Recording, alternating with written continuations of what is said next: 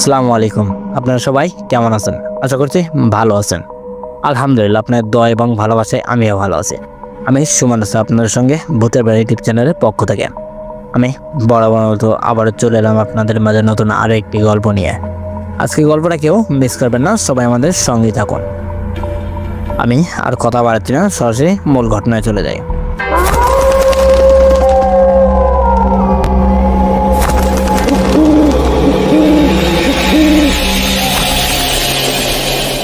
আমাকে ঠিক যেভাবে ঘটনাটি পাঠিয়েছে আমি ঠিক ওইভাবে আপনাদের মাঝে প্রকাশ করার চেষ্টা করব ইনশাল্লাহ। আসসালামু আলাইকুম সুমন ভাই, আপনি কেমন আছেন?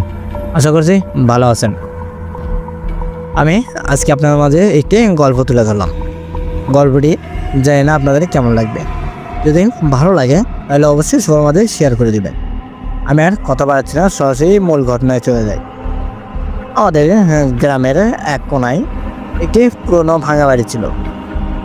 সেই বাড়িটাকে গ্রামবাসী সবাই ভূতের বাড়ি বলে চেনে। লোকমুখে শোনা যায় সেই বাড়িতে নাকি একটি বাচ্চা মারা গিয়েছিল। তারপর থেকেই সেই বাচ্চার কান্নার অবস্থা ওই বাড়িতে শোনা যায়।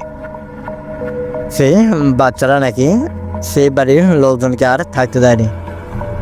তা এই বাড়ি ছেড়ে বা এই গ্রাম ছেড়ে বাইরে চলে গিয়েছে। তারা এখন বিদেশে আছে। বাংলাদেশে আর ভুলেও পা দেয় না। প্রায় 50 থেকে 55 বছর আগে থেকে এই বাড়িটা পড়ে আছে। সে বাড়িতে কেউ যায় না।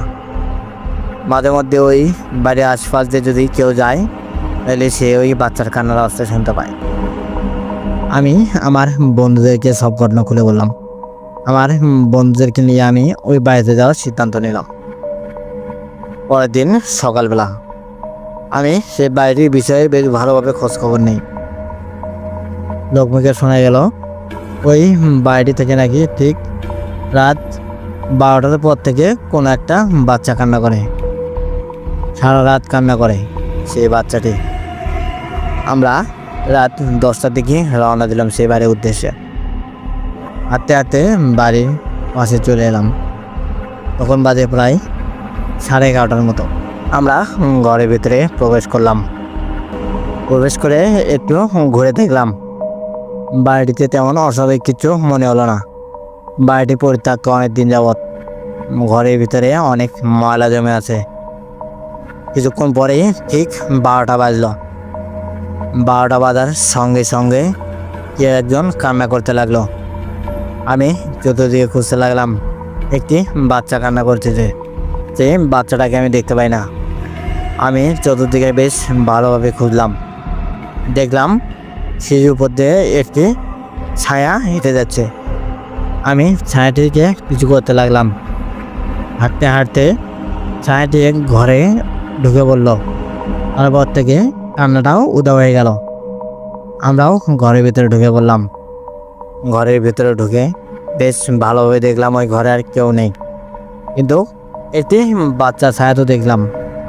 সেই ছায়াটা কই গেল? আমরা ওই ঘর থেকে বেরিয়ে এলাম। বেরিয়ে আসার সঙ্গে সঙ্গে আবারও সেই কান্নার অবস্থা বাড়তে লাগলো। মেয়েটি এবার খুবই জোরে কান্না করতেছে। আমি চতুর্দিকে খুঁজতেছি, মেয়েটিকে পাই না।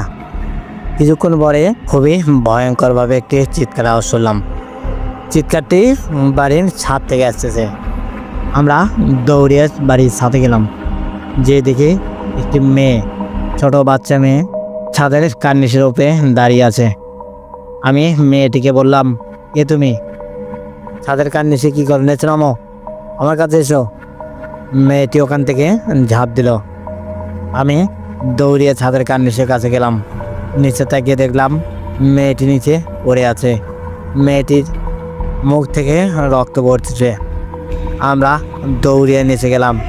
নিচে যেটা দেখলাম এটা দেখার জন্য আমি মোটেও প্রস্তুত ছিলাম না।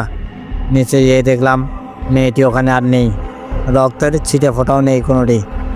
মনে হচ্ছে কেউ উপরে থেকে লাফ দেয়নি। এটা আগের মতনই আছে। চতুর্দিকে পাতা পড়ে আছে, ময়লা দিয়ে জাম মেরে আছে। আমরা তো হতভঙ্গ হয়ে গেছি। আমার বন্ধুরা আমাকে বলল, আমরা এখান থেকে চলে যাব, চল। আমি আমার বন্ধুদেরকে বললাম, কখনো না। এই রহস্য উদ্ঘাটন না করা পর্যন্ত আমরা এখান থেকে কোথাও যাব না। তাই বলে আমার বন্ধুরা আমাকে বলল, আচ্ছা ঠিক আছে, চল আমরা খুঁজে দেখি মেয়েটি কই গেল। আমরা আবারও খুঁজতে লাগলাম, এক একজন এক এক দিকে ছড়িয়ে গেলাম মেয়েটিকে খুঁজে বের করার জন্যে। আবারও সেই কান্নার আওয়াজ, এবার যেন চতুর্দিক থেকে আসতেছে। আমরা মোটেও বুঝতে পারতেছি না কান্নার আওয়াজটা কোন দিক থেকে আসতেছে। আমরা বেশ ভালোভাবে খুঁজতে লাগলাম। আমার বন্ধুদেরকে ডাক দিলাম, তাদেরকে ডাক দিতে তারা আমার কাছে চলে এলো। আমি আমার বন্ধুদেরকে বললাম, আমাদের এই জায়গায় থাকাটা মোটেও ঠিক হবে না, চলো আমরা এখান থেকে চলে যাব। আমার বন্ধুরা আমাকে বললো, আচ্ছা ঠিক আছে, চল এখান থেকে বেরিয়ে যাব। আমরা বেরিয়ে যাওয়ার জন্যে রওনা দিলাম। ইতিমধ্যেই পিছন থেকে কে একজন আমাকে ডাক দিল। আমি পিছন থেকে ঘুরিয়ে তাকিয়ে দেখলাম একটি ছোট বাচ্চা মেয়ে আমার দিকে তাকিয়ে আছে। তার চোখ দুটা কালো, সে সাদা কাপড় পরে আছে, চুলগুলা উস্কো খুস্কো, হাতের নখগুলা বড় বড়। মেয়েটিকে দেখে তো আমি আর ওখানে দাঁড়িয়ে থাকতে পারলাম না, আমার মাথাটা যেন চক্কর দিতে লাগলো। মেয়েটির মুখের দুই ধার দিয়ে রক্ত পড়তেছে, মেয়েটির গালগুলো থেকে রক্ত পড়তেছে, পুরো মুখটাই যেন উস্কো খুস্কো হয়ে আছে। তার মুখে শুধু কাটা ফাটার দাগ, রক্ত চুইয়ে চুইয়ে পড়তেছে। আমি মেয়েটিকে বললাম, বাবু তুমি এখানে কি করো, তোমার কি হয়েছে? মেয়েটি আমার দিকে তাকিয়ে আছে, মেয়েটি কোনো কথা বলতেছে না। আমি মেয়েটির কাছ বিলে এগিয়ে গেলাম।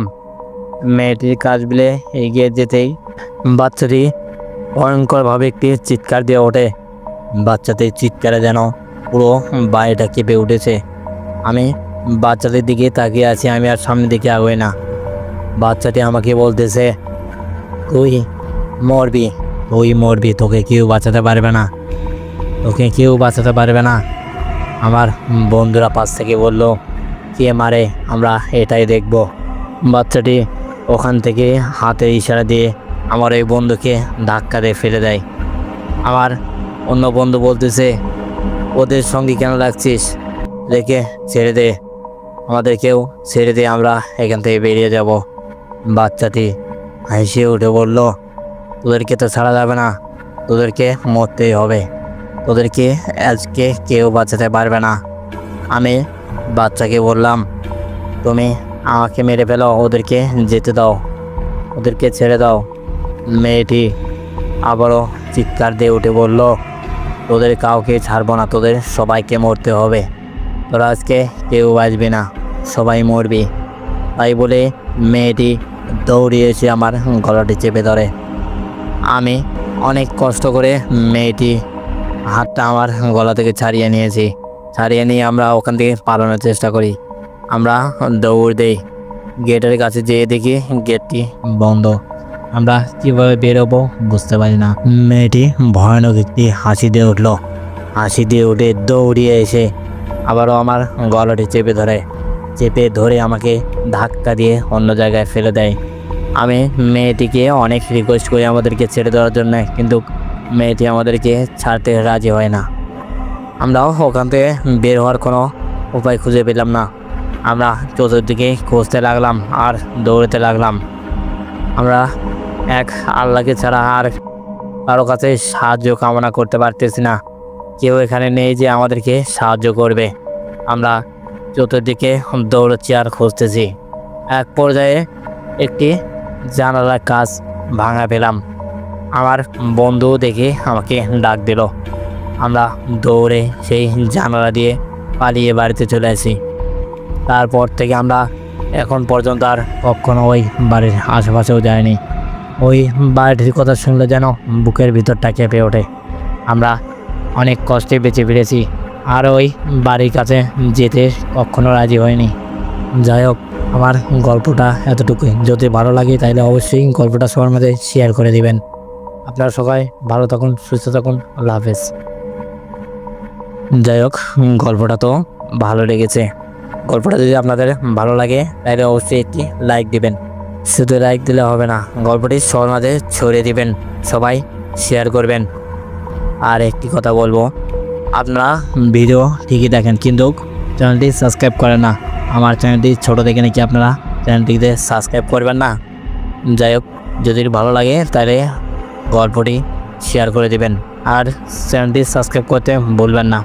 যাই হোক, আপনাদের কাছে যদি এরকম কোনো ঘটনা থেকে থাকে তাহলে অবশ্যই আমার কাছে পাঠিয়ে দিবেন। আমাদের ইমেল বা হোয়াটসঅ্যাপে আপনার সঙ্গে ঘুরে যাওয়া ঘটনাটি পাঠিয়ে দিতে পারেন। আমাদের ইমেল অ্যাড্রেস bhutepay00@gmail.com। আমাদের হোয়াটসঅ্যাপ নাম্বার 01961356008। আমাদের ইমেল বা হোয়াটসঅ্যাপে আপনার সঙ্গে ঘুরে যাওয়া ঘটনাটি পাঠিয়ে দিন। যাই হোক, আমি আর কথা বাড়াতে না, চলুন সরাসরি পরবর্তী ঘটনায় চলে যাই।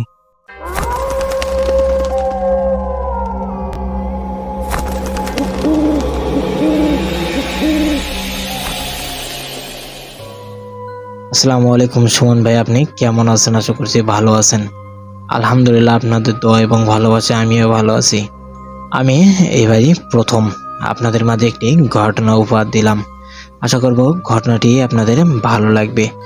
যাই হোক, আমি আর কথা বাড়াচ্ছি না, চলুন সবার আগে আমার পরিচয়টা দিয়ে নিই। আমি ফারিহা, আমি চট্টগ্রাম থেকে বলছি। চট্টগ্রাম থেকে আমি আপনার কাছে একটি ঘটনা পাঠিয়ে দিলাম।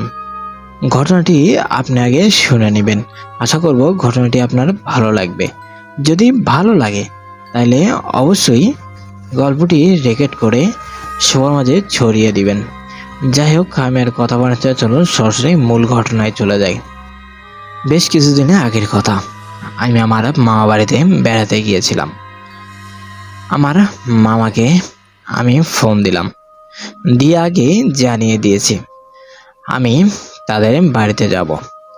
আমার মামি আমাকে প্রচণ্ড আদর করে, কারণ তাদের কোনো সন্তান নেই। আমাকে তার মেয়ের মতো দেখে।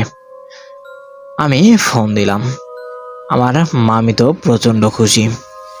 আমার মামি আমাকে বলল, তুই তাড়াতাড়ি আয়, এবার এলে কিন্তু এত সহজে যেতে দিব না, বেশ কিছুদিন থাকতে হবে। আমি আমার মামিকে বললাম, আচ্ছা বাবা, ঠিক আছে, আমি বেশ কিছুদিন থাকবো। আমার পরীক্ষা তো শেষ, তাই একটু বেড়াতে যাচ্ছি। আমাকে বেশ ভালো মন্দ কিছু খাওয়াতে হবে। আমার মামি আমাকে বলল, তোর জন্যে ভালো মন্দ রান্না করব, তুই কবে আসবি? আমি বললাম, আমি গতকাল যাব। আমার মামি বলল, আচ্ছা ঠিক আছে, সকালেই চলে আসিস। আমি বললাম, আচ্ছা ঠিক আছে, আমি সকাল সকালে বেরিয়ে যাব। তাই বলে ফোনটা কেটে দিলাম। পরদিন সকালবেলা আমি আমার আম্মু আব্বুকে বলে আমার মামা বাড়ির উদ্দেশ্যে রওনা দেই।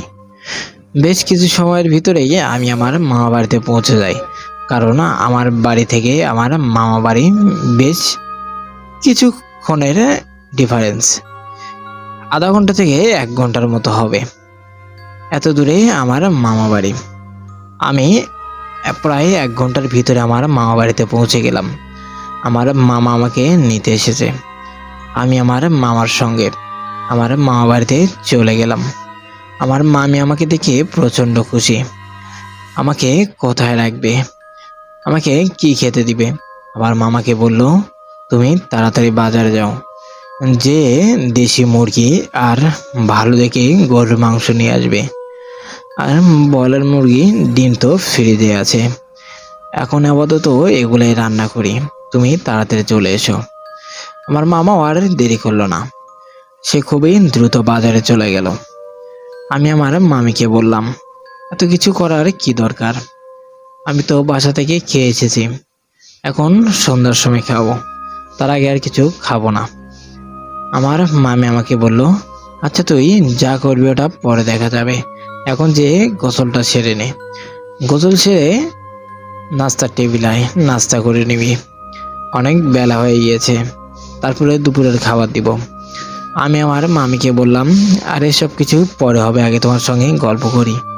আমার মামি আমাকে বলল, সব কিছু পরে, আগে গোসলটা সেরে নে, তাড়াতাড়ি যা।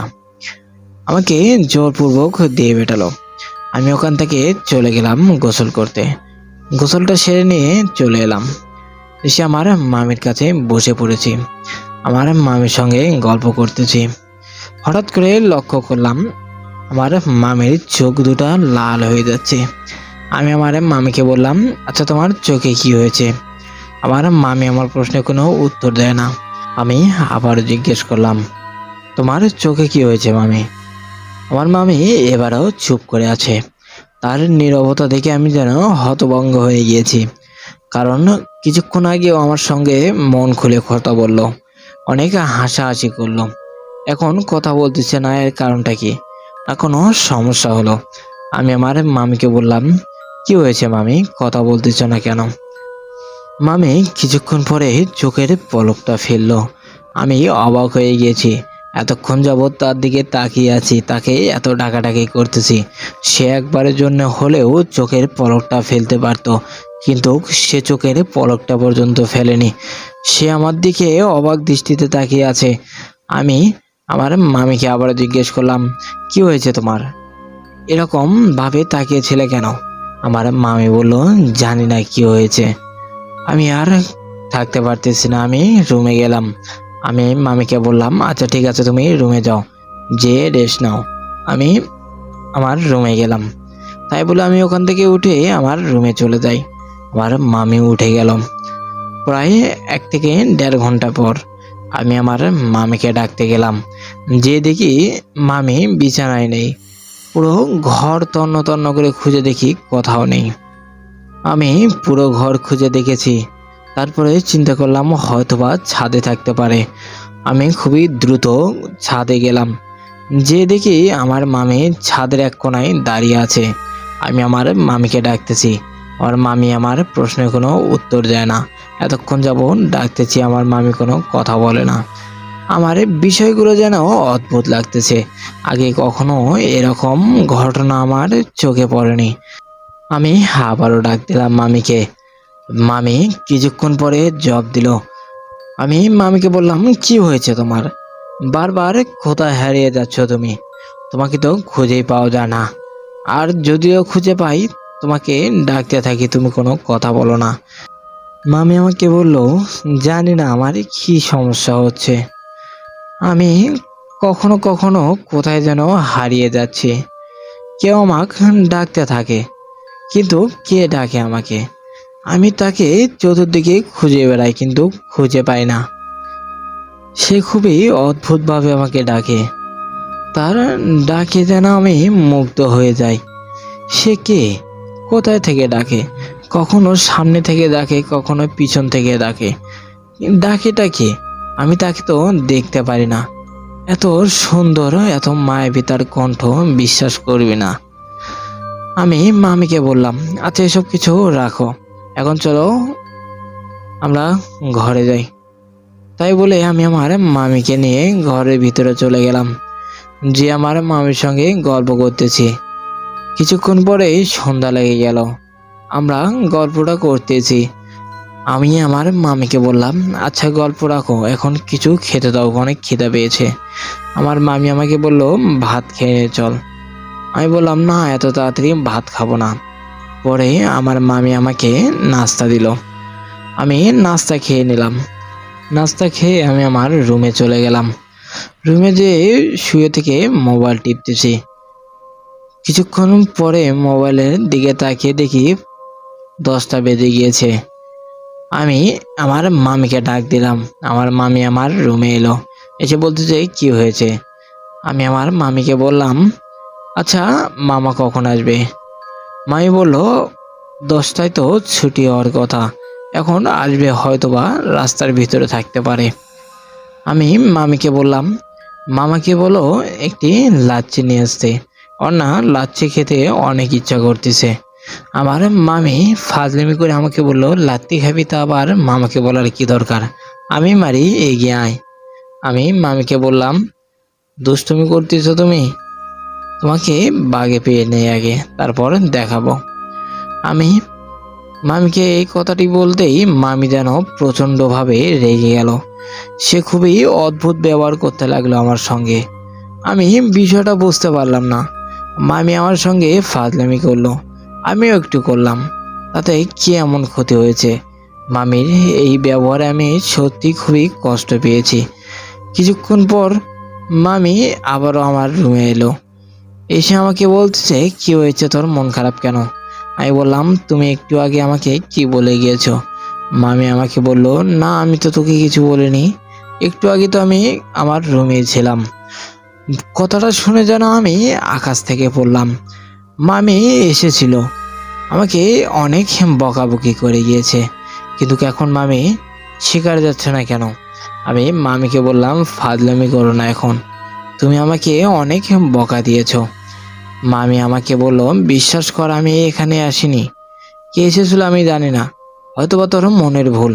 আমি বললাম, আমার মনের ভুল না, তুমি ভুলে গিয়েছো, নয়তো তুমি আমায় মামাকে বলবো বলেছি, তাই তুমি স্বীকার হচ্ছ না। আমার মামি আমাকে বলল, সত্যি আমি আসিনি রে, যদি আসতাম তাহলে আমি তোকে কেন বকাবকি করব? যদিও বা বকাবকি করি, আমি স্বীকার হব না? আমি কি মিথ্যাবাদী নাকি? তুই জানিস না আমি মিথ্যা কথা বলি না। আমি মামিকে বললাম, তাইলে কে এসেছিল? আমি তো স্পষ্ট দেখলাম তুমি এসেছো। মামি আমাকে বলল, এটা তোর মনের ভুল। যাই হোক, এখন শুয়ে পড়, অনেক রাত হয়ে গিয়েছে, তোর মামা আসবে হয়তো বা এখন, আমি তোকে ডাক দিব, তারপর সবাই একসাথে খাবার খেয়ে নেও, তুই এখন শুয়ে থাক।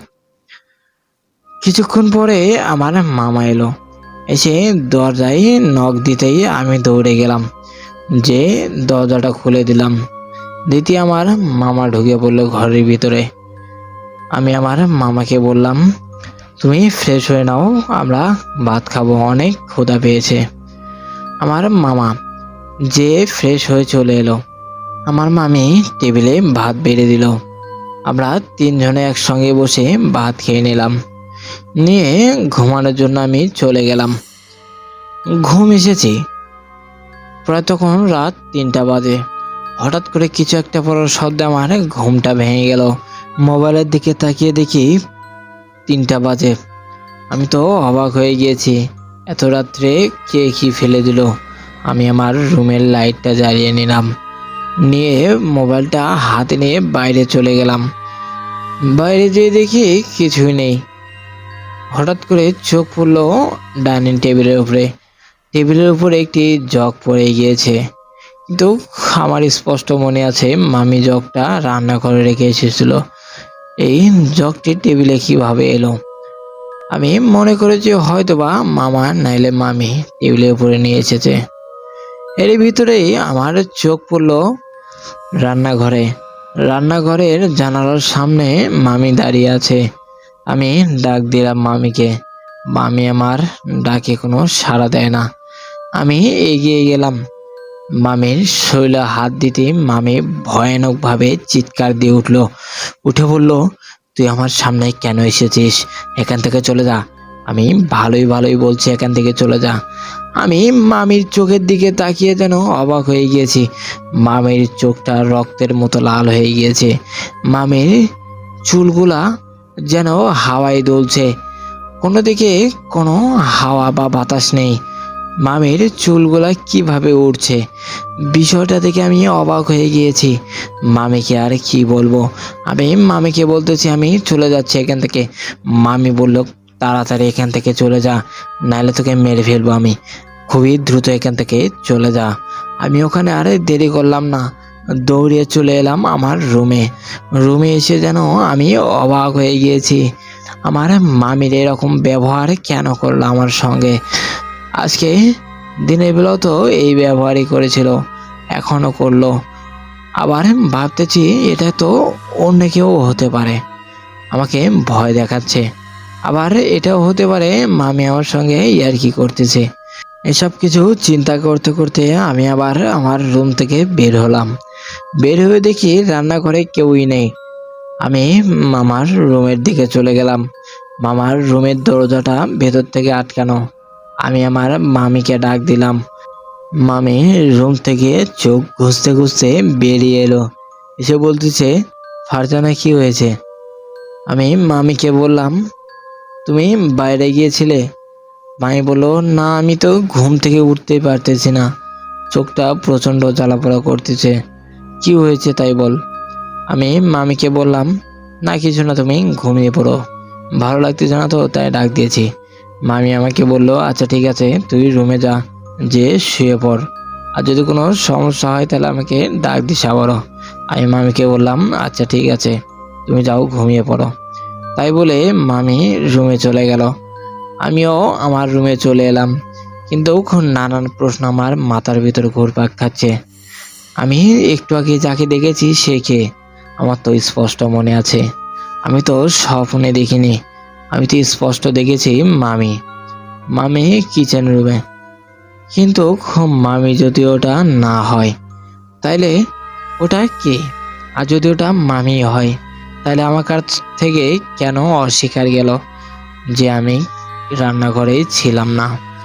এরকম নানান প্রশ্ন আমার মাথার ভিতর ঘুরপাক খাচ্ছে। এসব কিছু ভাবতে ভাবতে কখন যে রাত পেরিয়ে গিয়েছে আমি নিজেও জানি না। পরের দিন সকালবেলা আমি আমার মামিকে বললাম আমি তো বাড়িতে চলে যাব। মামি বলল না, এখন যাওয়া যাবে না, আরো 2-1 দিন থাক, তারপরে চলে যাস। আমি মামির কথা আর ফেলতে পারলাম না, আমি থেকে গেলাম। মামির সঙ্গে গল্প করতেছি, ঠিক যখন জোহরের আজান পড়েছে তখন মামি কথা বলা বন্ধ করে দিয়েছে। আজান শেষ হয়ে গিয়েছে, তার কিছুক্ষণ পরে মামি যেন মুখ খুলেছে। প্রায় আধা ঘন্টার মতো মামি কোনো কথা বলেনি। মামিকে আমি অনেকবার ডাক দিয়েছি, মামি আমার ডাকে কোনো সাড়া শব্দ দেয়নি। এরকম অনেক কিছু ঘটে গিয়েছে এ পর্যন্ত। মামির এই কাণ্ডগুলো আমি কাকে বলবো? এর ভিতরে মনে হলো আমার মামার কথা। আমি মামাকে একবার বলেই দেখি। আবার ভাবতেছি মামাকে বললে যদি কোনো অশান্তির সৃষ্টি হয়। আবারও চিন্তা করতেছি যদি কোনো সমস্যা হয়ে যায় মামির, তখন কি হবে? আমি নানান কিছু চিন্তা ভাবনা করেই শেষ পর্যন্ত ডিসিশন নিলাম আমি মামাকে সব ঘটনা খুলে বলবো। দেখতে দেখতে সন্ধ্যা পেরিয়ে গেল। কিছুক্ষণ পরেই মামা চলে এলো। মামাকে আমি ডাক দিলাম। মামা আমাকে বলল আমি ব্যাগটা রেখে আসি। তাই বলে মামা তার রুমে চলে গেল। মামা ব্যাগটা রেখে হাত মুখ ধুয়ে তারপরে এলো আমার কাছে। আমি মামাকে বললাম তুমি খাটের উপরে বসো, আমি আসতেছি। তাই বলে যে আমি দরজাটা লাগিয়ে দিলাম, দিয়ে মামাকে আমি সব ঘটনা খুলে বললাম। মামা হাসতে হাসতে আমাকে বলল এটা তো আজকে নতুন না, এটা আগে থেকে। তোর মামির সঙ্গে একটি জিন আছে। আমাদের বাসা থেকে কিছুটা দূরে একটি বড় তেঁতুল গাছ দেখিস নাই? ওই গাছ থেকে এসেছে। জিনটা সব সময় আসে না, মাঝে মধ্যে আসে। জিনটা তো ভালোই, কোনোদিন কখনো তার ক্ষতি করেনি। আমি মামাকে বললাম তারপরেও এই তো একজন জিন, তার উপর এতটা ভরসা করা ঠিক হবে না। সে এখন কোনো ক্ষতি করতেছে না, ভবিষ্যতে যে কোনো ক্ষতি করবে না এটার গ্যারান্টি কে দিবে? আমি মামাকে বললাম আপনি যে কাজই করেন ভাইবে চিন্তা করবেন, তাছাড়া যদি কোনো সমস্যা হয়ে যায় তখন কি করবেন আপনি? মামা যেন কথা বলা বন্ধ করে দিয়েছে। মামা চিন্তায় পড়ে গিয়েছে। মামা আর কি বলবে? মামা ওখান থেকে উঠে চলে গেল। আমি মামাকে আর ডাক দিলাম না, তবে মামার মুখের দিকে তাকিয়ে যা বুঝলাম মামা একটু চিন্তায় পড়ে গিয়েছে। আমি দরজা থেকে বাইরে তাকালাম, তাকে দেখে মামা তার রুমে চলে গেল। কিছুক্ষণ পর আমিও মামার রুমে গেলাম, যে দেখি মামা শুয়ে আছে। আমি মামিকে ডাক দিলাম, মামি এলো। মামিকে বললাম মামা শুয়ে পড়েছে কেন, মামাকে খেতে দাও। মামি বলল খেতে তো দিব, রান্না হওয়া লাগবে না, রান্নাটা হয়ে গেলে সবাইকে একসাথে খেতে দিব। মামি তাই বলে ওখান থেকে চলে গেল। রান্নাঘরে ঢুকে পড়লো, দেখলাম আমি রান্না করতেছে। আমি সোফার উপরে বসে ফোন টিপতেছি। এর ভিতরে দেখি বাইরে থেকে মামি এলো। আমি যেন অবাক হয়ে গিয়েছি, মামি তো রান্নাঘরে দেখলাম, তাইলে বাইরে গেল কখন? আমি তো ডাইনিং এর সোফায় বসে আছি, গেলে তো আমার সামনে দিয়ে যাওয়া লাগতো। আমি ওখান থেকে তাকালাম রান্নাঘরে, দেখলাম মামি নেই। আমি তো অবাক হয়ে গিয়েছি। মামির মুখের দিকে আমি তাকিয়ে আছি। মামি বলল কি হয়েছে, আমার দিকে এরকম ভাবে কি দেখতেছিস? আমি মামিকে বললাম তুমি না রান্নাঘরে ছিলে। মামি আমাকে বলল কি বলিস, তোর কি মাথা খারাপ হয়েছে? আমি তো বাইরে গিয়েছিলাম, দোকান থেকে এক্ষুনি ফিরলাম। মামির কথা শুনে যেন আমার মাথায় আকাশ ভেঙে পড়ার মতো অবস্থা। মামিকে আমি স্পষ্ট দেখেছি, মামির সঙ্গে আমি কথাও বলেছি। এরই ভিতরে মামি বাইরে কখন গেল? আমি মামিকে বললাম, তুমি কখন বাইরে গিয়েছিলে? মামি বলল, আমি তো বাইরে গিয়েছি প্রায় 10-15 মিনিট হয়ে গেল। কিন্তু মামি যদি 10 মিনিট আগে বাইরে যেয়ে থাকে, তাহলে আমি 5 মিনিট আগে কার সঙ্গে কথা বললাম? ওটা তো অন্য কেউ হতে পারে না, কারণ আমি স্পষ্ট দেখেছি ওটা মামি। আবার আমার মনের ভিতরে সন্দেহ কাজ করতে লাগলো, এটা ওই জিনের কারসাজি না তো? আবার ভাবতেছি, জিন তো অন্য কারোর সঙ্গে সব কিছু করে না, আমার সঙ্গে কেনই বা করতেছে? নাকি আমার কোনো সমস্যা হবে? আমি মামিকে বললাম, আচ্ছা তুমি যাও। আমি ঘরে গেলাম, যে শুয়ে পড়বো, আমার ভালো লাগতেছে না, মাথাটা অনেক যন্ত্রণা করতেছে। মামি আমাকে বলল, ঠিক আছে চলে যা। তাই বলে মামি রান্নাঘরে চলে গেল। আবার আমার ঘটকা লেগে উঠলো, মামি আবার রান্নাঘরে কি করতে গেল? আমি মামির পিছন পিছন গেলাম, দেখি মামি চুলা থেকে মাছ উঠে খাচ্ছে। আমি যেন অবাক হয়ে গিয়েছি, মামি যদি 10 মিনিট আগে বাইরে যেয়ে থাকে, তাহলে চুলায় মাছ কে দিল? আমি মামিকে ডাক দিলাম, মামি আমার দিকে ফিরেও তাকায় না। মামি রীতিমতো মাছ খেয়ে চলেছে। মামির এই অস্বাভাবিকভাবে মাছ খাওয়া দেখে আমার আবারও সন্দেহ জাগলো, মামির শরীরে হয়তোবা জিন ভর করেছে। আমি দ্রুত গেলাম মামার কাছে, মামাকে ডাক দিলাম, মামাকে নিয়ে সোজা রান্নাঘরে চলে এলাম। মামা আমাকে বলতেছে, কি হয়েছে? আমি বললাম, তুমি রান্নাঘরে চলো খুবই দ্রুত। মামা আর দেরি করলো না, খুবই দ্রুত আমার সঙ্গে রান্নাঘরে চলে এলো। রান্নাঘরে এসে দেখি মামি আর রান্নাঘরে নেই। আমি তো অবাক হয়ে গিয়েছি, আমার চোখ যেন কপালে উঠে গিয়েছে। মামিকে একটু আগে দেখলাম রান্নাঘরে, শুধু রুমে গিয়েছি আর এসেছি, এরই ভিতরেই মামি কোথায় উদা হয়ে গেল। আবার কড়াইয়ের দিকে তাকিয়ে দেখি কড়াইয়ে মাছগুলো ঠিক যেভাবে রান্না করে রেখেছিল ওইভাবে আছে। আমি তো অবাক হয়ে গিয়েছি, আমি তো স্পষ্ট দেখলাম মামি কড়াই থেকে মাছ উঠিয়ে খাচ্ছে। এত দ্রুত মামি কোথায় গেল? আর মাছগুলো আবার এখানে কেমন করে এলো? আমি যেন নিজের চোখকেও বিশ্বাস করতে পারতেছি না। মামা আমাকে বলল, কি হয়েছে, কেন ডেকে নিয়ে এলি এত জলদি? আমি মামাকে বললাম, একটু আগেই মামিকে দেখলাম এখানে বসে থেকে মাছ খাচ্ছে, এখন মামি কোথায় গেল? মামা আমাকে বলল, তোর কি হয়েছে? তোর কি শরীর খারাপ? তুই ভুল কথা বলতেছিস কেন বারবার? একটু আগে একটা কথা বললি, এখন বলতেছিস আরো একটা। তোর তো কথার কোনো আগামাথা পাচ্ছি না আমি। কি হয়েছে তোর? আমি মামাকে বললাম, তুমি বিশ্বাস করতেছো না কেন? আমি স্পষ্ট দেখেছি মামিকে। আমার কি চোখ কানা নাকি যে আমি দেখতে পারিনি? আমি স্পষ্ট দেখেছি এখানে মামি ছিল। মামু আমাকে আর কিছুই বললো না, ওখান থেকে চলে গেল। আমিও দ্রুত চলে গেলাম আমার রুমে। মামির এসব কর্মকাণ্ড থেকে আমি অবাক হয়ে যাচ্ছি। আমি বসে আছি, মামি কোথায় গেল? মামি এলে মামিকে এসব কিছু বলবো। এর ভিতরেই মামি কোথা থেকে জানে চলে এলো। আমি মামিকে ডাক দিলাম, মামিকে ডাক দিয়ে আমার পাশে বসলাম। আমি মামিকে সব ঘটনা খুলে বললাম। মামি আমাকে বলল, তোর এসব কিছু তোর মামাকে বলা মোটেও ঠিক হয়নি। আমি তোকে নিষেধ করেছিলাম এর আগে তোর মামা যাতে না জানে।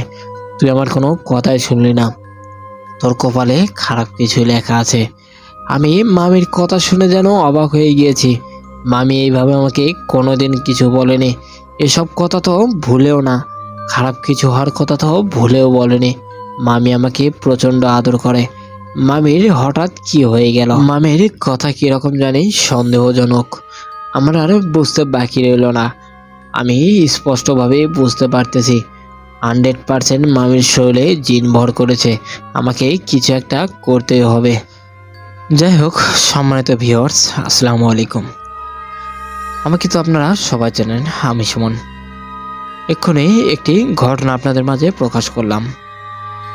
ঘটনাটি আমি পুরোপুরি রেকর্ড করতে পারিনি, একটু সমস্যার কারণে আমি ঘটনাটি এই মুহূর্তে স্থগিত দিতে বাধ্য হলাম। ইনশাআল্লাহ আগামী দিনে আপনারা এই ভিডিওর দ্বিতীয় পার্টটি পেয়ে যাবেন। যাই হোক, ঘটনাটি আমি ছোট্টই করলাম, ঘটনাটি অনেক বড়, এই পার্টে শেষ করতে পারবো না। যদি শেষ করতে যাই অনেক সময় লেগে যাবে, আমি তাই দ্বিতীয় পার্ট করতে বাধ্য হলাম। যাই হোক, পরবর্তী পার্ট আগামী দিনে পেয়ে যাবেন ইনশাল্লাহ। একটি কথা আপনাদেরকে আমি বলতে চাই, আপনারা ভিডিও দেখেন, চ্যানেলটি সাবস্ক্রাইব করতেছেন না। শুধু সাবস্ক্রাইবই না, আপনারা এই মুহূর্তে নতুন কোনো গল্প আমাদেরকে দিচ্ছেন না। বেশ কিছুদিন পর একটি ঘটনা পেয়েছি, সেটা নিয়ে রেকর্ড করতে বসে গিয়েছি। আশা করব আপনারা আবারও ঘটনাগুলো পাঠিয়ে দিবেন। আমরা আপনাদের ঘটনাগুলো সবার মাঝে ছড়িয়ে দিব। আমাদের হোয়াটসঅ্যাপ আর ইমেল অ্যাড্রেসে পাঠিয়ে দিবেন। এই ভিডিওর ডেসক্রিপশনে আমাদের হোয়াটসঅ্যাপ আর ইমেল অ্যাড্রেস পেয়ে যাবেন। যাই হোক, অলরেডি ঘটনাটি অনেকটাই বড় হয়ে গিয়েছে। আমি ঘটনাটি আর বড় করতে চাই না। একটি কথাই বলতে চাই, যদি আপনাদের কাছে নতুন কোনো ঘটনা থেকে থাকে তাহলে অবশ্যই আমাদের কাছে পাঠিয়ে দিবেন। আমাদের ইমেল বা হোয়াটসঅ্যাপে আপনার সঙ্গে ঘটে যাওয়া ঘটনাটি পাঠিয়ে দিতে পারেন। আমাদের ইমেল অ্যাড্রেস bhuterbaড়ি00@gmail.com। আমাদের হোয়াটসঅ্যাপ নাম্বার 09621356608। আমাদের ইমেল বা হোয়াটসঅ্যাপে আপনার সঙ্গে ঘটে যাওয়া ঘটনাটি পাঠিয়ে দিতে পারেন। যাই হোক, আমি আর কথা বাড়াতে না, চলুন সরাসরি পরবর্তী ঘটনায় চলে যাই।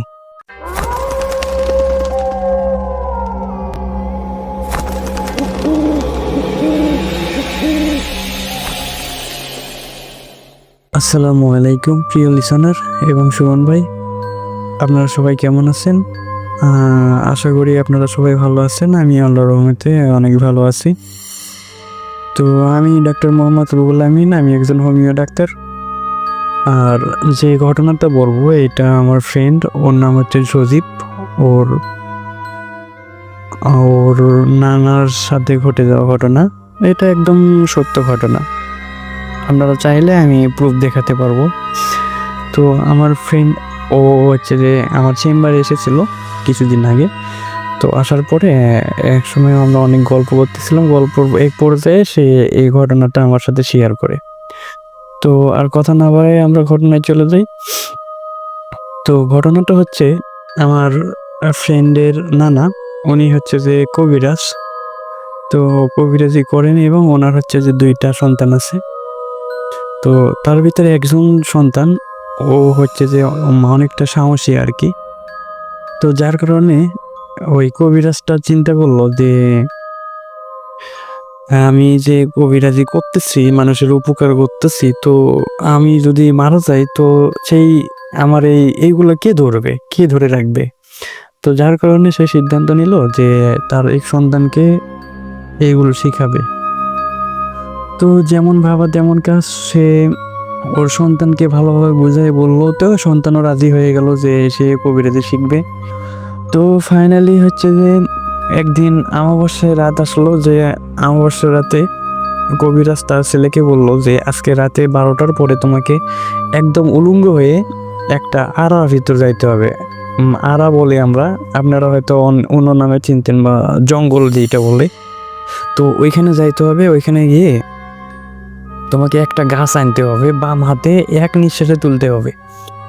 তো যেমন ভাবা তেমন কাজ, সে কি করলো, রাত 12টার পরে একদম উলঙ্গ হয়ে সে ওইখানে গেল। এবং সরি, আরেকটা কথা বলতে ভুলে গেছি, কবিরাজ তার ছেলেকে যাওয়ার আগে বলে দিল যে তুমি হচ্ছে ওইখানে কিন্তু অনেক কিছু তোমাকে দেখাবে, অনেক ভয় দেখাবে, কিন্তু তোমার কোনো ক্ষতি করবে না।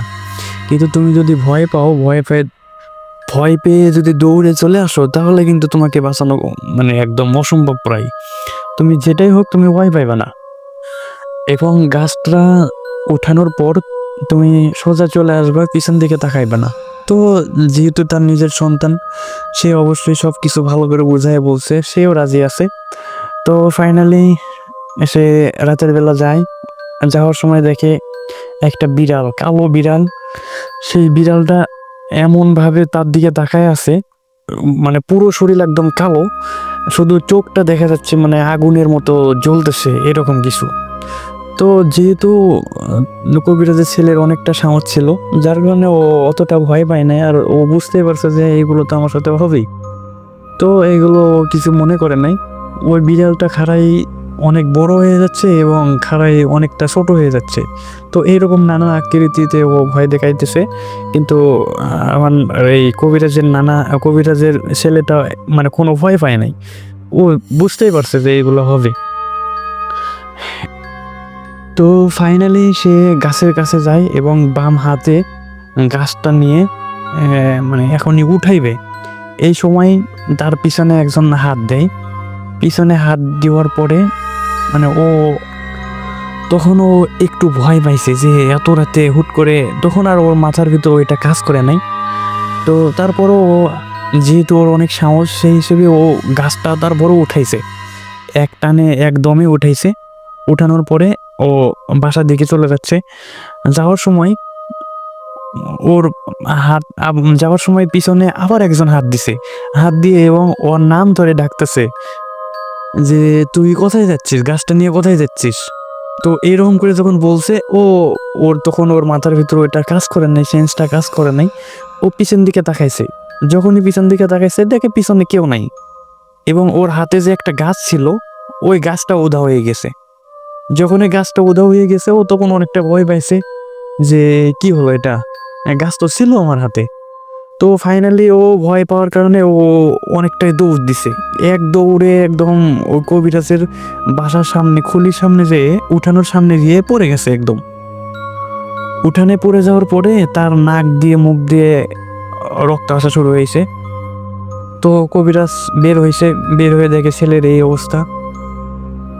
তো স্বাভাবিকভাবে ছেলে বা মেয়ে যদি কোনো অসুস্থ হয়, বাবা মা কিন্তু যথেষ্ট পরিমাণ চেষ্টা করে যে তার ছেলে বা মেয়েকে সেই বিপদ থেকে উদ্ধার করার। তো কবিরাজও তার বিকল্প কিছু করেন নাই। কবিরাজ তার উপর একটা মরণ বান যেটা বলে, তো ওইটা প্রয়োগ করছে। এই মরণ বান প্রয়োগ করলে কি হবে, যদি ওই ছেলেটা যদি না বাঁচে তাহলে ওই কবিরাজও মারা যাবে। তো এমন একটা রিস্ক তার জীবনের মানে কোনো করে নাই, সে তার সন্তানকে বাঁচানোর জন্য এইরকম মরণ বানটা প্রয়োগ করেছিলেন। তো ফাইনালি আল্লাহর রহমতে সে বেঁচে আছে এখনো। তো কবিরাজও বেঁচে আছে এবং তার সন্তান এখনো বেঁচে আছে। তো এই ছিল ঘটনা, এটা কিন্তু একদম সত্য ঘটনা। তো এইরকম যদি আরও ঘটনা আমাকে বলেছে, তো এই ঘটনা যদি ভালো লাগে তাহলে নেক্সট টাইম ইনশাল্লাহ আরও ঘটনা দিব। এই পর্যন্ত বলে আমার স্টোরি এখানে শেষ করলাম। ডক্টর রুহুল আমিন ভাইয়ের ঘটনাটি আমার অসম্ভব ভালো লেগেছে। আপনাদের কেমন লাগলো অবশ্যই কমেন্টে জানিয়ে যাবেন। গল্পের ভাষা, কাহিনী ও ধারাবাহিকতা এবং আবেগ প্রকাশ করা সবকিছু মিলে দারুণ ছিল। এমন সুন্দর গল্প পেয়ে আমি সত্যি আনন্দিত। আশা করি সামনে আরো এমন চমৎকার ঘটনা আপনার মুখ থেকে আমরা শুনতে পাবো। যাই হোক, ডক্টর রুহুল আমিন ভাইয়ের ঘটনাটি আপনাদের যদি ভালো লাগে তাহলে অবশ্যই একটি লাইক দিয়ে যাবেন আর চ্যানেলটা সাবস্ক্রাইব করতে ভুলবেন না। এরকম কোনো যদি ঘটনা আপনাদের কাছে থেকে থাকে তাহলে অবশ্যই আমাদের কাছে পাঠিয়ে দিবেন। আমাদের ইমেল বা হোয়াটসঅ্যাপে আপনার সঙ্গে ঘটে যাওয়া ঘটনাটি পাঠিয়ে দিতে পারেন। আমাদের ইমেল অ্যাড্রেস bhuterbaড়ি008@gmail.com। আমাদের হোয়াটসঅ্যাপ নাম্বার 09621356608। আমাদের ইমেল বা হোয়াটসঅ্যাপে আপনার সঙ্গে ঘটে যাওয়া ঘটনাটি পাঠিয়ে দিতে পারেন। যাই হোক, আমি আর ঘটনাটি বড় করছি না, বরাবরের মতো একটি কথাই বলতে চাই, আপনারা সবাই ভালো থাকুন, সুস্থ থাকুন, আল্লাহ হাফেজ। কে কে তুমি? চিনতে পারছো না আমাকে? কে আমি? না, চিনতে পারছি না তোমাকে। কে তুমি? উত্তর দাও, বলো তুমি কে? কে তুমি? অশরীরী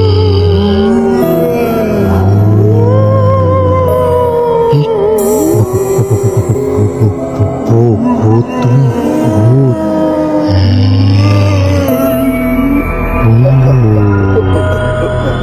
ভূতের বাড়ি, ভূতের বাড়ি।